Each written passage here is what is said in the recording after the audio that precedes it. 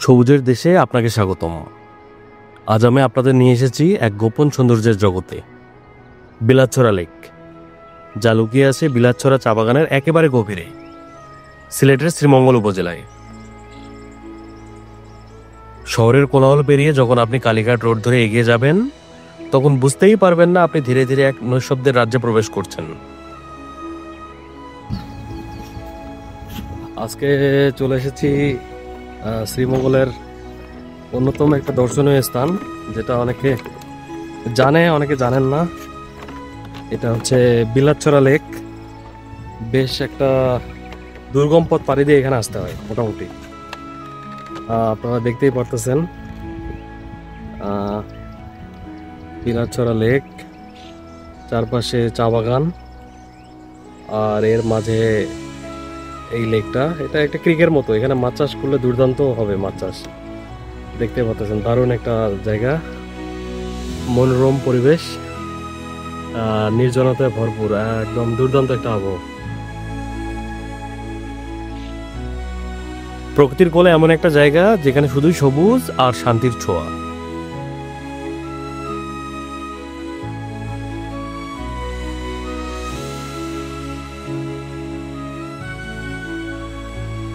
বিলাতছড়া চা বাগানের সেকশন 10-এর ভেতরেই এই লেকটা অবস্থিত।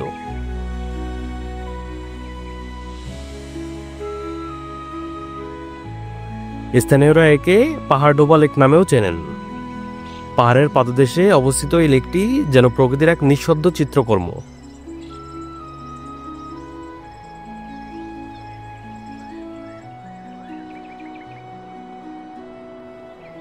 লেকটা বড় না হলেও এর সৌন্দর্য মন ছুঁয়ে যাবে। চারদিকে চা বাগান, পাখির গান আর হালকা বাতাস, পাতা দোলার শব্দ, সব মিলিয়ে এক স্বর্গীয় অনুভূতি।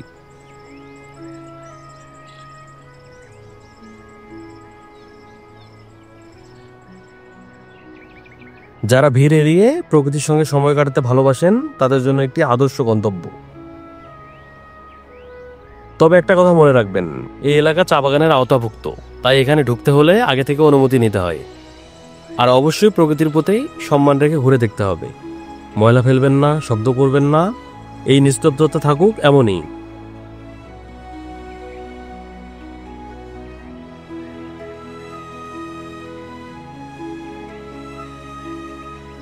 সকালের হালকা রোদ কিংবা বিকেলের নরম আলোতে এই লেকের রূপ যেন আরো মায়াবী হয়ে ওঠে।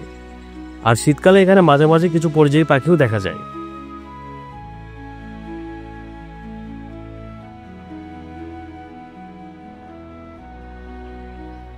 বিলাতছড়া লেক হয়তো আপনার ট্রাভেল লিস্টে ছিল না, কিন্তু একবার এখানে এলেই এই স্থান আপনার হৃদয়ে গেঁথে যাবে চিরদিনের মতো।